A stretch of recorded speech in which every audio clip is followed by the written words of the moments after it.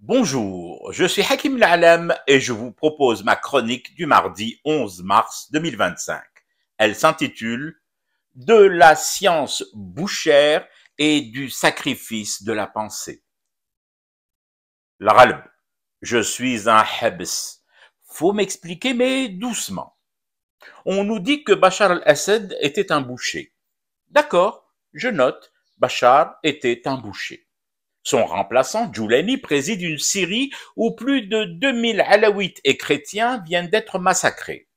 Djoulani est reçu en grande pompe par les Arabes washingtoniens. Il est reçu par une Europe dont le derche balance entre Washington et Kiev. Djoulani est-il lui aussi un boucher? Un boucher plus sanguinaire qu'Assad, puisqu'en quelques mois seulement et en valeur comparée, quelle vilaine expression lorsqu'il s'agit de vies humaines, il a massacré plus que Bachar. Comme vous pouvez le constater, ma science bouchère est plutôt limitée, voire basique. Dégager un boucher pour le remplacer par un charcutier halal, est-ce cela la réelle politique en l'état actuel du monde?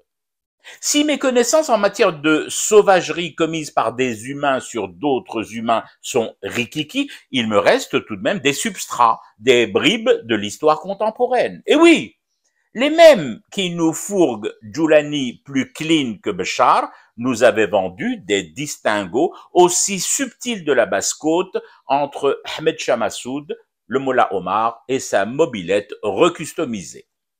Au fond, bien au fond de l'abattoir, y aurait-il des bouchers plus fréquentables que d'autres selon la charte et les textes régissant la cour pénale des Maquignons? Non, mais c'est vrai que diable, il faut que ces gens qui savent l'ilm et la ma'rifa nous disent, précisent leur doctrine. À partir de quel seuil d'abattage, de quel taux d'humains sacrifiés et selon quel rite utilisé dans le bain de sang, bascule-t-on du rang de président acceptable et introduit dans tous les beaux salons à celui de dictateur boucher?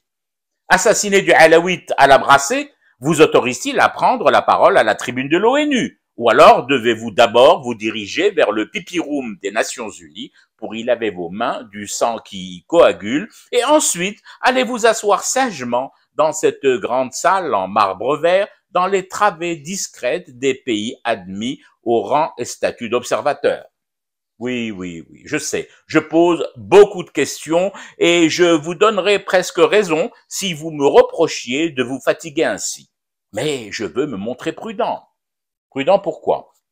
Parce que les mêmes vendeurs d'honorabilité, les camelots qui se sont spécialisés depuis un temps déjà dans l'art de la boucherie certifiée, disent qu'en Algérie, nous vivons sous dictature, que nous sommes les victimes d'un régime politico-militaire sanguinaire qui tue le temps, jusqu'à l'heure du ftour, en trucidant du populo.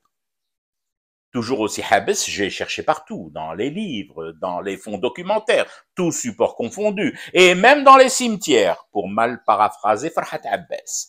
Et je n'y ai pas trouvé de traces de massacres commis par Gigi sur des alaouites, des sunnites, des ibadites, des chiites, ou encore sur des trotskistes version escalope de veau d'importation. C'est tout de même problématique. Une dictature sanguinaire, sans cadavres, sans hémoglobine et sans salle. Nous faut-il alors importer un pogrom de moins de 3 ans d'âge pour entrer dans une case, pouvoir élire domicile fixe dans une grille de lecture qui plairait à Pascal Praud et à son commissaire du parti, Rotaillot? Mais voilà que je retombe dans mon travers, celui de vous bombarder de questions. La question, un livre d'Henri Alleg, qu'il faut absolument lire ou relire. Il parle de quoi? De boucherie clandestine et tolérée sous l'emballage de la civilisation, en quelque sorte. Je fume du thé et je reste éveillé, le cauchemar continue. C'était Hakim L'Alam, je vous retrouve demain pour une autre chronique et une autre façon de dire son amour à l'Algérie.